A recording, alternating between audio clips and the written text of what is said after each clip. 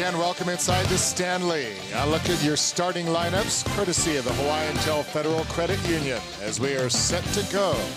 Some new faces and some very familiar ones as well, as we serve up a new season of men's Warrior Volleyball. Talked about that 0-2 start, and here they are, Chris. These are the only 3 non-conference matches they'll play all year, which pretty much tells you get 3 matches that won't be easy, and everything beyond that counts. Absolutely, and MPSF with a new member this year, Cal Baptist, will be that much bigger of a league season, so they don't really need any outside matches except for this tournament, which is the best one in the country. 19 years running this tournament, and you're right, always one of the best showings early on, and the first point of the night goes by way of the Buckeyes in the red and white Hawaii.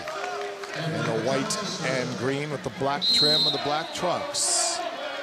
Serving it up will be Chen Levitan. The big jump serve. Nice pass, and there you see the play to the middle, and Charlie Wade talked about the utilization of his middles this year. It's going to be a key component. They were the stars up in BYU, that's for sure. Nick West played really well, as did Davis Holt, and they're rewarded by Max Wexon, the new setter, with a set right away. And here is 6'7" outside hitter, the junior out of Penn State, who kind of came here along with Ali Longo. And wouldn't it be great if he benefits the men's team as much as she contributed for the Wahine? And the cross court hill finds its way onto the Terraflex just inside the line. Some pretty good coverage on offense there, and JP Marks with a nice dig and finishes with a nice little controlled shot, kept in play nicely. So Jace Olson, who averages just under 2.5 kills per game with a booming jump serve. Again, the same play run by Ohio State. Ball hit under the net, point Hawaii. Jace Olson serving well, forcing some bad passes by Ohio State. And Siki Zarkovic, very quick hands up front to get that point.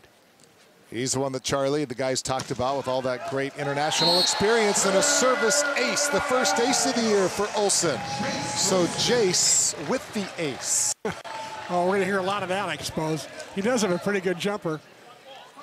You see a concerned Pete Hansen, 2 times AVCA National Coach of the Year. The most recently in 2011 when his team won the national championship.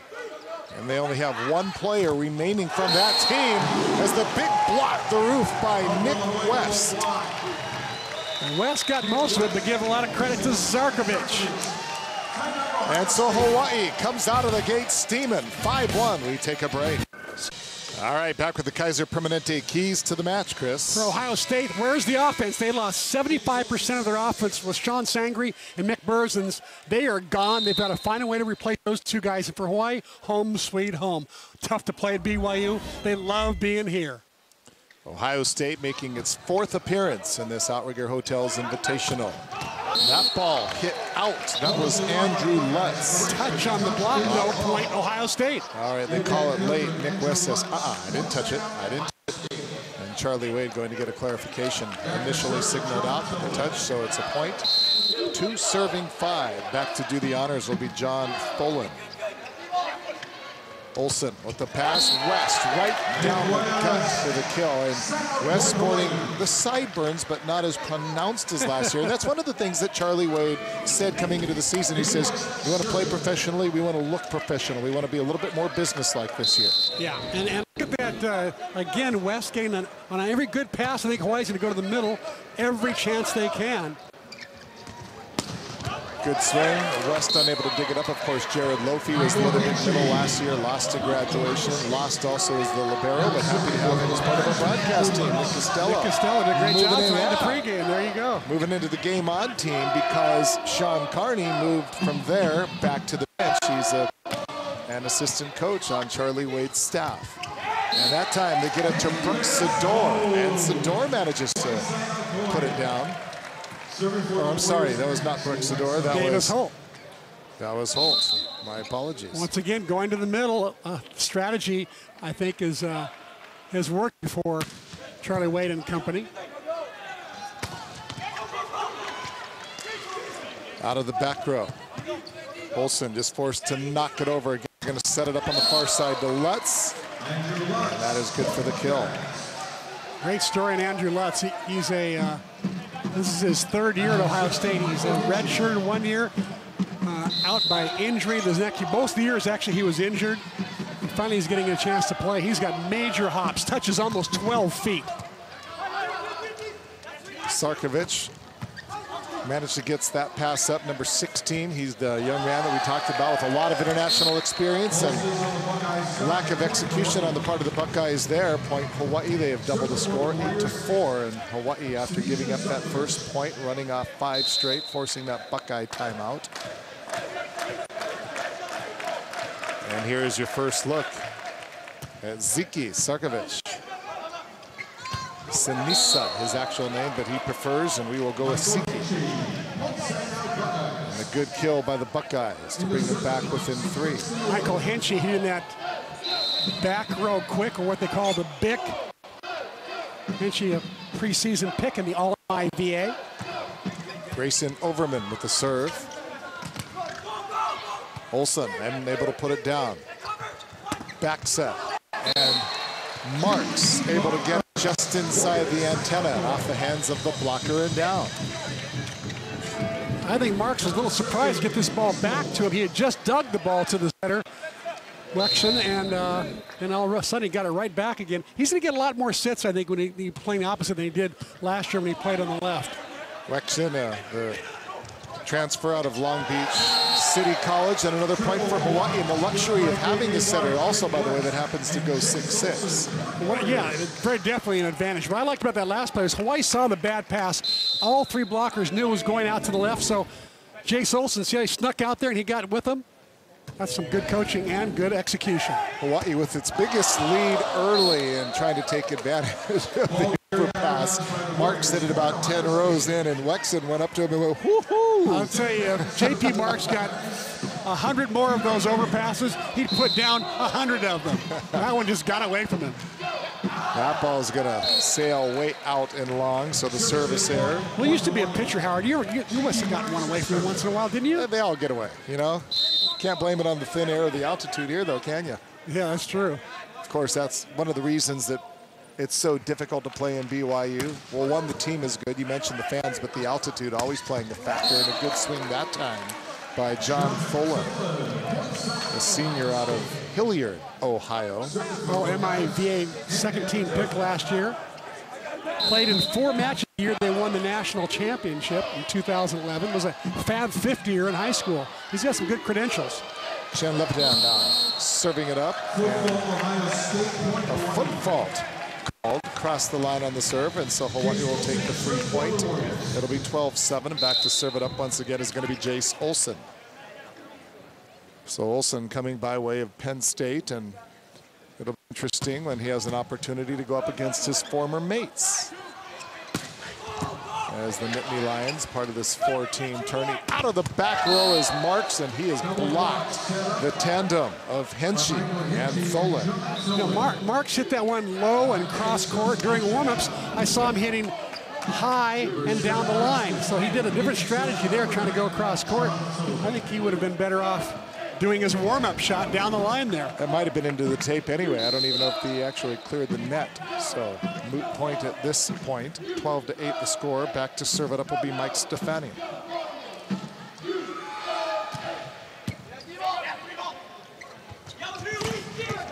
Good swing that time by Sarkovic, and a good job of chasing it down by Levitan, and an opportunity for Hawaii. And again, it's Marks flying in out of the back row, and once again, it is Michael Henschey there to stuff it right back at him. And that's set a little low. Marks just having to get on his horse and hustle in just to catch up to that set. It's got to be a little bit higher for him. Remember, he's still getting used to playing on the right side, and he's got to get used to that, taking a deeper run at the ball when he's coming from the back row. Mike Stefani to serve it up. A little bit of a misplayed serve. And then this time going cross court as Marks dug up nicely back there by Heinen. Again, they go to the back row, and this one is out long. So J.P. Marks struggling a little bit here in the early going. And Charlie Wade going to call a timeout as the Buckeyes pull back within 2. All right, so what about the history between these two teams? The series record brought to you by Aston Hotels and Resorts. And there you see Hawaii looking pretty good in this particular matchup. Hawaii up 3-0, but they're going to have their hands full tonight. This Ohio State team is strong. They're pretty more senior, I think, than Hawaii. Hawaii's only got the one senior, Matthew Cheap, their libero. That's right. Matthew Cheap, who comes from a star-studded family, of course, a sister who was a Miss Hawaii. And a soft little touch over the net that time by Sarkovic. And right back at him with a big swing is Andrew Lutz. And now that 5-point advantage is back to within one as the Buckeyes go on a 4-point run. Ohio State has been in this tournament 4 years. They haven't really enjoyed great success here, Chris. They're only 2-7 in their history here in the Stan Sheriff Center. And that time, almost going 90 degrees vertical, Nick West. And you're not going to be able to stop that. Great elevation, good timing, nice set by Wexon. As you said earlier, Wexon, the setter, 6'6". He's a big setter by collegiate setting standards, and he holds the ball high in his hands. Easy exchange, as Tony Ching was saying earlier, between the setter and the middle attacker. And so Brooks Sador, the sophomore out of Grand Prairie, Alberta, Canada, appeared in 26 matches last year with one start at opposite. And a little bit of a conversation between the down official and now set to go.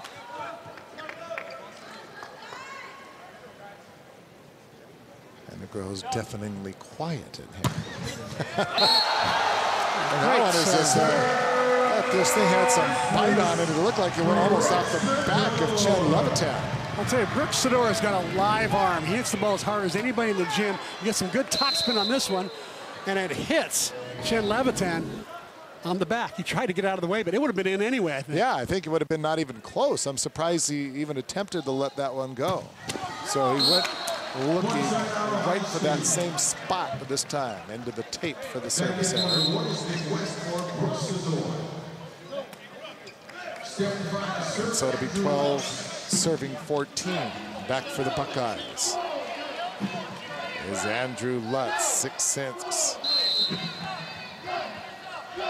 Sophomore out of North Reading, Massachusetts. And the big jump serve just in. So a service ace for Ohio State. They're back within one. Watching that one just drop inside the line was Siki Sarkovic. Lutz with his third ace of the year. He had 2 aces last week against St. Francis. High toss and right into the middle. Olsen with the pass. Sarkovic into the double block. Opportunity again for Hawaii. Going with the quick set. And right down the middle. And it's Davis Holt who gets the kill. His second of the night.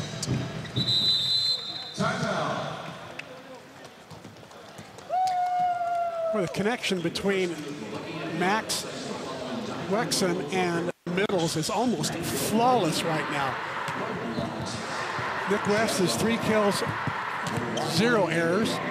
Davis Holt, 2 kills, 0 errors. So the Middles are 5 and no errors so far, 5 kills. So pretty good stuff going on there. I'm sure Charlie Wade's saying, hey, if we get a good pass, let's just keep feeding the Middles until somebody stops them. And then there's JP Mark sitting in the minus column, but if everybody else continues to perform, you're right, they'll take it. Hey, let's take a look at our Jack Fact brought to you by Jack in the Box. Your fact: in 2012, Ohio State claimed the MIVA regular season championship with a 9-3 record. The Buckeyes' 6th consecutive MIVA title, their 24th overall, and as you mentioned a couple of years ago, national champs. Yeah, they had a tough ending to their season last year. 2 years ago, they're national champs, and clearly, I think the buzz of that around the athletic department of Ohio State probably is still there, because last year they won the MIVA regular conference, and then they went to the conference tournament.